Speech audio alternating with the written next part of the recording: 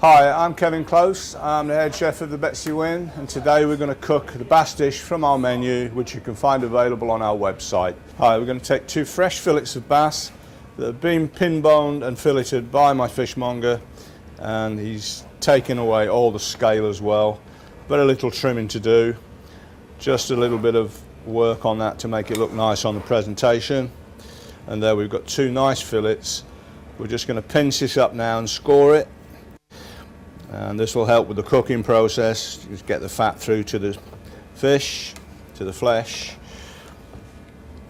We're also going to season this in a moment, and behind me I've got a pan already quite hot because we are looking to get a crispy finish on the skin itself. We're going to use some silicone paper today just to aid the cooking process, and we're going to season this now. I'm using a finely ground black pepper. Some people would prefer to use a pepper mill, but I like a slightly coarser grain. And we've got a normal table salt here. Rub it in. Do the same on the other side. And we're going to use some clarified butter. Some people like to cook with olive oil, but I prefer clarified butter. A little bit more flavour in it, and it's less fashionable, I appreciate. And then we're going to lay this on to the paper, and this will then go in the pan. I'm going to fry the bass, present it on the plate, and show how to mix the ingredients for the potatoes. Right, so we're about to cook the bass. Pan's smoking, but there is no oil in this. It doesn't need it. There's plenty of heat in the pan, and there's enough oil in this to sear this quite nicely. I'm just going to press these fillets down, stop them swelling over, and lifting the skin off the bottom of the pan. You can see the heat because the paper is now just going slightly brown, and this is perfect. You can also hear the sound it makes. This won't stick, and this won't be turned over. This will now be placed under the grill once the skin is crispy. Just going to turn it down a little bit. We'll leave that for around 1 minute 30 seconds, and now it's going to go under the grill on a low heat just to seal off the top for around 3 minutes. While the fish is cooking, we're using a cooked Jersey potato with some diced spring onions, mixed herbs, and included in it will be some lemon juice and some olive oil. When it's mixed up, it will come out like this, and then this will be placed in a ring.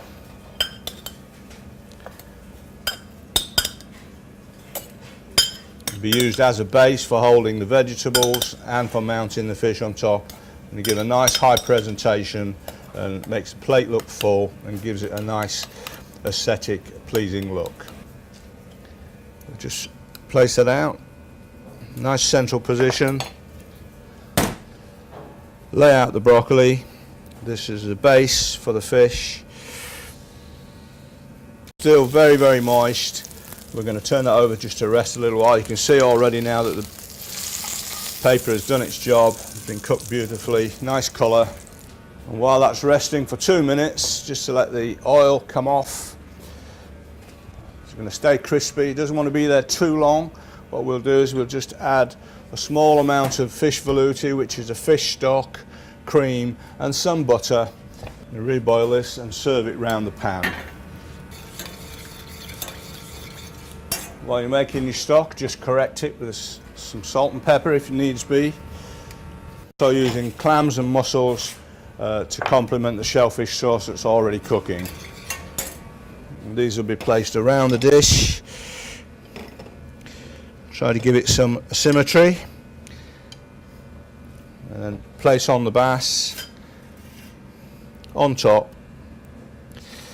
And try to use the best piece on top with your presentation, and just balance that nicely.